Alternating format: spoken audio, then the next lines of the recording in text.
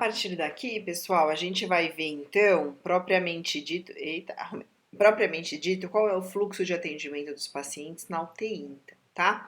Então, como que o paciente chega na UTI pra gente? De que forma? Ah, é direto, de casa? Ele chega na UTI? Da onde que ele vem?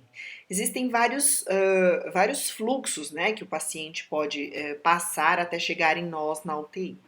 Existe o fluxo interno, então, ou o paciente vem de dentro do próprio hospital, e aí as portas de entrada seriam, ou ele estava lá na enfermaria, e aí por alguma razão ele complicou e foi para a UTI, ou ele estava no centro cirúrgico e o pós-operatório tem que ser feito na UTI, ou no centro obstétrico e foi direto para a UTI, ou do pronto-socorro. O paciente chegou em condição grave e ele vai fazer o tratamento dele na UTI. Então, todos esses são pacientes internos, ou seja, de alguma maneira eles já foram atendidos em alguma das unidades do hospital antes de vir para nós lá na UTI, tá? Por que eu estou frisando isso para vocês? Porque certamente haverá uma passagem de plantão, uma troca da própria instituição. Então, algum colega, né, haverá um histórico que algum colega fez, e aí esse histórico vai servir de base para a gente dar continuidade ao atendimento desse paciente. Então, o atendimento de um paciente na UTI, ele não inicia na UTI, né? O atendimento deste paciente certamente se iniciou já que ele vem de alguma unidade do hospital em algum setor do hospital, né? Mas existe também a possibilidade desse paciente vir externo. Então, sei lá, o paciente estava numa casa de repouso e nessa casa de repouso não tem terapia intensiva e aí ele precisou vir direto desse lugar para a UTI. Então, há sim a possibilidade do paciente vir direto para a UTI, tá? Mas é mais comum dentro da realidade hospitalar que esse paciente já venha, né, já tenha sido atendido em alguma outra unidade dentro do hospital e essas são as unidades mais comuns, tá bom? Aí chega lá, vai fazer a admissão na UTI. Essa admissão, eu vou mostrar para vocês mais ou menos toda a documentação que é feita, tá? Então, a admissão é feita por um conjunto de documentos médico e de enfermagem e de outras especialidades também. E aí, esse paciente vai ficar conosco o tempo que houver necessidade para seu tratamento, né? Às vezes, o paciente precisa de uma cirurgia, então, se ele precisar da cirurgia, ele vai para o centro cirúrgico, como vocês estão vendo aqui, ó, vai para o centro cirúrgico e volta para fazer o pós-operatório na UTI. Se for um paciente que não precisa de cirurgia, mas sei lá, melhorou o tratamento dele, ele volta para a clínica e caso piore, ele volta de novo para a UTI. Se ele não piorar, ele recebe alta. Então, se ele tiver alta da UTI, ele vai ou ser transferido para a instituição de onde ele veio, então, por exemplo, a instituição de repouso, esse paciente melhorou, ele volta para casa de repouso. Se for dentro do hospital, ele recebe alta da UTI, volta para dar continuidade na enfermaria. Ou se esse paciente recebeu alta celestial, a gente brinca, é lógico que não dá para brincar dessa forma lá na instituição, mas a gente diz aqui que se o paciente recebeu alta celestial, ele não volta para a enfermaria, ele volta, aliás, ele está em óbito e aí da UTI ele também recebe essa alta, né? Então, o que eu quero frisar para vocês aqui? Que na UTI, a UTI ela é um setor transitório dentro do hospital, ou seja, o paciente vai para lá para tratar alguma complicação e sai de lá para dar continuidade ao tratamento em outra unidade do hospital, tá? Então, nunca um paciente vai ter alta da UTI direto para casa, por exemplo. Ou seja, ele nunca terá alta hospitalar. Aí eu preciso que vocês entendam dois tipos de alta, tá? A alta clínica e a alta hospitalar. Alta clínica é isso aqui, ó. Ou seja, a clínica do paciente melhorou na UTI e ele não precisa mais de cuidados intensivos. Ou seja, ele recebeu alta clínica. Aí ele precisa dar continuidade no seu tratamento lá na enfermaria. Quando aqui na enfermaria ele já está bem, ele pode ir para casa, além da alta clínica, ele receberá a alta hospitalar. Ou seja, ele saiu da instituição hospitalar e foi direto para casa, tá? Então, da UTI, os pacientes recebem alta clínica, ou seja, eles melhoraram da condição grave em que estavam e podem dar continuidade ao tratamento lá na clínica, tá bom? Então, esse é o tipo de alta que o paciente recebe aqui na UTI, tá? Se for óbito, aí certamente não é alta clínica, né? A gente nem denomina como alta, a gente denomina como óbito mesmo, tá? Como vocês estão vendo aqui. Deixa eu só, isso, vamos lá. Então, ó, o paciente vai ser admitido na UTI. Primeiro, a necessidade de uma autorização da internação. Quem solicita a internação deste paciente na UTI é o médico, por isso que eu deixei aqui entre parênteses para que vocês entendam. É o médico que diz que o paciente tem necessidade de tratamento intensivo na UTI, tá? Aí, vamos supor que esse paciente tenha vindo lá do pronto-socorro, só para a gente fazer um fluxo completo, tá? O paciente foi atendido lá no pronto-socorro, o médico pediu internação hospitalar, direto na UTI, e o enfermeiro e o técnico de enfermagem que estavam cuidando desse paciente lá no pronto-socorro vai fazer uma passagem de plantão verbal para a UTI, ou seja, para o enfermeiro e técnico da UTI e para o médico, né? Entre médicos eles também vão fazer essa passagem de plantão, tá? Então, sempre haverá essa comunicação aqui, ó, tanto médica quanto de enfermagem. Então, o médico precisa falar, olha, para o médico lá da UTI, estou encaminhando o paciente em tal condição. E isso, ao mesmo tempo, a enfermagem também entra em contato telefônico e avisa, olha, eu estou encaminhando para vocês um paciente em tal condição. Isso para quê? Para que seja possível, pessoal, a recepção da enfermagem ser assertiva. O que é isso? Bom, se o paciente precisa, a recepção do paciente na UTI ser assertiva. Se o paciente precisa de um dispositivo que não está no leito, já que eu sei que ele vai precisar, porque eu recebi um telefonema dizendo que ele vai precisar, eu preparo o leito de acordo com a necessidade desse paciente. Para isso que serve essa passagem de plantão via telefone, por isso que ela é tão importante. Para que eu, enfermagem, e ele, médico, não sejam pegos de supetão na hora de da admissão desse paciente, tá? Então, olha lá, a recepção do paciente sempre vai ser à beira-leito. O que é isso? O paciente chegou na maca com o enfermeiro do PS. Ele vai ficar lá do ladinho da cama dele até a gente passar ele para a cama. Nesse momento, o médico, o enfermeiro e o técnico de enfermagem estão ali beira-leito, esperando para receber este paciente. Isso que é recepção beira-leito. Porque é nesse momento que a gente vai fazer, nós faremos todas as confirmações das condições que esse paciente está chegando para nós, tá? Às vezes há necessidade da fisioterapeuta, porque o paciente pode estar entubado, então também auxilia aí na questão da ventilação do paciente, tá? E aí existem as devidas documentações que a gente precisa preencher. Então o médico vai preencher a anamnese, evolução e prescrição médica, o médico da UTI, tá? O intensivista. E nós da enfermagem vamos prescrever vamos preencher a SAI. Então, tudo que for pertinente à sistematização da assistência de enfermagem, nós vamos preencher. E aí tem a parte do enfermeiro e tem a parte do técnico de enfermagem, tá?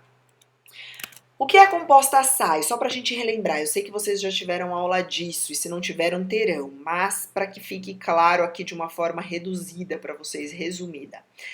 A SAI, ela é a sistematização, repito o nome, sistematização da assistência de enfermagem. Então, aqui, ó, sistematização da assistência de enfermagem. E aqui, no caso, da unidade de terapia intensiva, ou seja, da UTI. Então, na SAI, a SAI exige que tenha um histórico de enfermagem, em que é feita uma coleta de dados pelo enfermeiro. E o que vai constar nesse histórico de enfermagem? Todo o histórico clínico do paciente. Então, peso, altura, idade, quais os problemas de saúde que ele tem, quais os hábitos de vida que ele tem, se ele tem alergias e quais são as alergias que ele tem, se ele faz uso diário de medicamento e quais são os medicamentos e qual o esquema de terapia medicamentosa que ele tem. Então, tudo isso é um compilado de coisas que a gente precisa saber antes de dar continuidade ao atendimento desse paciente. Então, o histórico tem que ser uma das primeiras coisas que o enfermeiro vai fazer para que ele consiga ter uma assistência assertiva, tá? E aí, a partir desse histórico, ele faz o diagnóstico de enfermagem, ou seja, ele interpretou tudo que o paciente tinha com as necessidades atuais dele, e aí ele vai fazer uma prescrição de enfermagem, ou seja, prescrição de enfermagem é um planejamento de acordo com o que o paciente tem, prevendo um resultado, né? Prevendo um resultado. O que é isso? Olha, bom, o paciente tem desidratação. Estou vendo que o paciente tem desidratação e eu perguntei lá no histórico, isso é o enfermeiro, tá? Perguntei lá no histórico e o paciente não bebe água. Ele não gosta de beber água. Então, no meu planejamento de enfermagem, eu deixo uma prescrição de enfermagem dizendo para o técnico, que é o técnico que vai executar. A gente vai ver aqui embaixo, ó. A cada vez que entrar no quarto, oferecer um copo d'água. O que eu espero com isso? Que o paciente tenha uma melhor hidratação. E tendo uma melhor hidratação, eu previno úlcera por pressão. Veja, é esse o raciocínio que a gente tem, né? Para fazer aí o diagnóstico e prescrição de enfermagem. Então, planejamento nada mais é do que a prescrição de enfermagem baseada no diagnóstico a partir dos históricos, né? A partir dos dados coletados, para que eu atinja um resultado do que eu quero. Por exemplo, o paciente faz uso de prótese dentária, mas a prótese dentária está machucando e ele nem trouxe para o hospital. Ou seja, ele não tem, vamos supor que o paciente não tenha arcada, quase caí aqui, que ele não tenha arcada dentária superior. Isso eu vi lá no histórico, tá? Tanto na minha entrevista, né, com o paciente, se o paciente estiver consciente orientado é a partir de uma entrevista, se não é da anamnese, da análise clínica que o enfermeiro vai ter. E aí ele, bom, vendo isso, ele viu que o paciente tem dificuldade, fez um diagnóstico de enfermagem, dificuldade de deglutição, o paciente não consegue mastigar para deglutir adequadamente. E aí eu faço uma prescrição. Então eu coloco lá, ó, oferecer dieta, veja, não estou prescrevendo a dieta, eu estou colocando aqui, ó, pra gente oferecer a dieta de forma gradativa e auxiliar diretamente na deglutição do paciente, auxiliar na alimentação do paciente. O que significa isso? Que eu espero que o paciente tenha um aporte, né, nutricional efetivo. Por quê? Porque se eu deixar por conta do próprio paciente, já que ele não tem a arcada superior, ele pode nem querer comer. Então, eu preciso dizer para o técnico, olha, vocês precisam auxiliar diretamente na alimentação desse paciente, porque eu vi que esse paciente tem dificuldade. E aí, gente, quando eu digo isso, é isso aqui, ó. Quem vai implementar a ação é o técnico de enfermagem. Então, a partir do que eu, enfermeiro, escrevi na prescrição, vocês vão ter condições de implementar e realizar a ação, tá? Dentro da UTI, algumas ações são tanto prescritas quanto executadas pelo enfermeiro, mas a maioria delas é executada pelo técnico de enfermagem. Então, o técnico lê lá na prescrição. Auxiliar diretamente na nutrição ou na alimentação do paciente. O que significa isso? Que o técnico tem que assistir durante o período da alimentação daquele paciente, tá? Isso porque a gente quer garantir que o paciente tenha uma nutrição adequada. Veja, então as coisas elas são amarradas, tá? Por que eu digo que elas são amarradas? Porque a cada 24 horas o enfermeiro que fez aquela prescrição, ou seja, fez aquele planejamento, vai avaliar o resultado para ver se é efetivo. Porque às vezes não é efetivo. Vamos na alimentação? A gente assistiu, o técnico assistiu o paciente durante a alimentação, mas tá vindo carnes duras. E o paciente, mesmo assistido, mesmo o técnico cortando em pequenos pedaços, não consegue deglutir. Então, o que o enfermeiro faz? Reavalia o processo. Conversa com o pessoal da nutrição para ver se há possibilidade de troca do alimento, né? Então vejam, as coisas têm que ter esta sequência, essa amarração, para que o paciente seja favorecido e beneficiado a partir desse cuidado planejado, né? Então as coisas na UTI não são por acaso, elas são planejadas, tá bom? E aí, ó, a partir também de toda essa saia aí, o enfermeiro consegue, a partir de algumas escalas, quantificar, ó, o grau de complexidade da assistência. Lembra que eu falei para vocês lá no começo da primeira aula que ia depender disso para saber quantos pacientes cada técnico ia cuidar? Olha lá, exatamente aqui, ó. Então a gente tem sim uma tabela a ser seguida e quem faz isso é o enfermeiro, tá? É claro que pode sim ter o auxílio do técnico de enfermagem, mas normalmente quem é responsável por essa que a gente chama dimensionamento, né, do trabalho e funcionários aqui é o enfermeiro. E isso vai depender do grau da graduação de complexidade assistencial, que pode ser 1, pode ser 2, ou pode ser 3, ou pode ser 4, tá? E aí, ó, ela vai ser dividida em todos esses parâmetros aqui, todas essas áreas de cuidado. Então, ó, o enfermeiro vai avaliar o estado mental, a oxigenação, os sinais vitais, a motilidade, a deambulação, a alimentação, cuidado corporal, eliminações e terapêutica. Tudo isso para dizer se o paciente é muito dependente ou pouco dependente. Então, a escala vai de 1 a 4, sendo 1 pouco dependente e 4 muito dependente. Vamos supor que todas essas áreas de cuidado aqui, o paciente pontue como 4. Se ele pontuar todas como 4, inclusive essas daqui, ó, certamente ele vai ser considerado um paciente de complexidade alta, ou seja, complexidade 4. E isso faz com que o número de funcionários para cuidado dele seja aumentado, ou seja, precisa de... Aquele funcionário vai ficar com menos pacientes sob seu cuidado. Por quê? Porque não dá para cuidar de muitos pacientes com grau de dependência 4. Quer ver por quê? Ó? Estado mental desse paciente grau 4, ele está inconsciente. Ele está sob ventilação mecânica lá, ó. Controle de intervalo dos sinais vitais desse paciente reduz. A cada 2 horas tem que fazer o controle dos sinais vitais. Ele é um paciente que não se movimenta, não muda de decúbito sozinho, está restrito ao leito, tem alimentação através de sonda, precisa de banho no leito, higienização oral também no leito.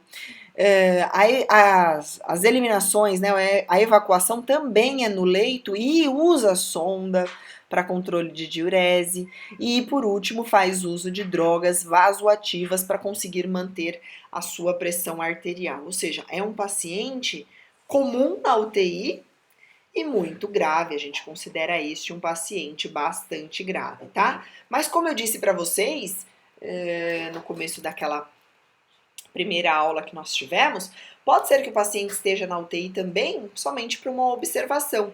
E aí o grau de complexidade dele diminui. Reparem aqui, se o grau de complexidade dele for 1, ó, essa tabela, ou seja, em estado mental, relacionado ao estado mental, ó lá, ó, orientação no tempo e espaço, ou seja, é um paciente consciente. Ele pode estar na UTI e não precisar de oxigênio, aqui, ó, oxigenação não dependente. Ele pode estar na UTI somente para controle de rotina de sinais vitais, só que não precisa ser um controle a cada 2 horas, porque ele não é grave, então pode ser um controle a cada 8 horas. Ele movimenta, ó, todas as áreas do seu corpo, então ele não tem dificuldade de movimentação. Ele é um paciente que anda, ele se alimenta sozinho, ele pode cuidar da higiene corporal sozinho, ou seja, fazer os cuidados com o corpo sozinho, e ele também faz as suas eliminações muitas vezes em comadre, ou mesmo indo com cadeira higiênica até o banheiro, ou mesmo deambulando até o banheiro, tá? E aí a terapêutica dele certamente não vai ser só exclusivamente intravenosa, ela pode ser intramuscular ou via oral. Vejam, se um técnico está cuidando de um paciente com grau de complexidade 1, significa que ele dá conta de cuidar de um número maior de pacientes, porque a maioria das coisas esse paciente fará sozinho. Então, o grau de complexidade dele é menor, que se assemelha ao grau de complexidade de um paciente em clínica, por exemplo. Mas por que ele está na UTI? Porque existe, lembra que eu disse para vocês lá na primeira aula, alguma coisa acontecendo no organismo desse paciente que os médicos ainda não descobriram certamente o que é, mas que ele precisa ficar em observação em UTI para garantir que, caso haja alguma complicação inesperada, ele tenha um atendimento pronto, um atendimento médico de enfermagem imediato. Ou seja, é um paciente que, se tiver uma mínima complicação, não pode esperar que deem alguém dentro do quarto, lá na clínica, para atender esse paciente. Ele pode ter um agravamento da sua condição clínica de uma forma muito rápida. Então, isso, por essa razão, é que ele está na UTI, tá? Eu vou parar esse vídeo aqui e a gente vai dar continuidade, só para ficar separado mais uma vez, para vocês terem os vídeos aí de uma forma mais rápida, nos parâmetros de avaliação dos pacientes na UTI. Nós veremos quais são os sinais vitais avaliados na UTI e quais os valores dele. Aí, por isso, no próximo vídeo eu vou exigir que vocês saibam aí quais são os valores normais dos sinais vitais de um paciente, tá bom? Até já, pessoal!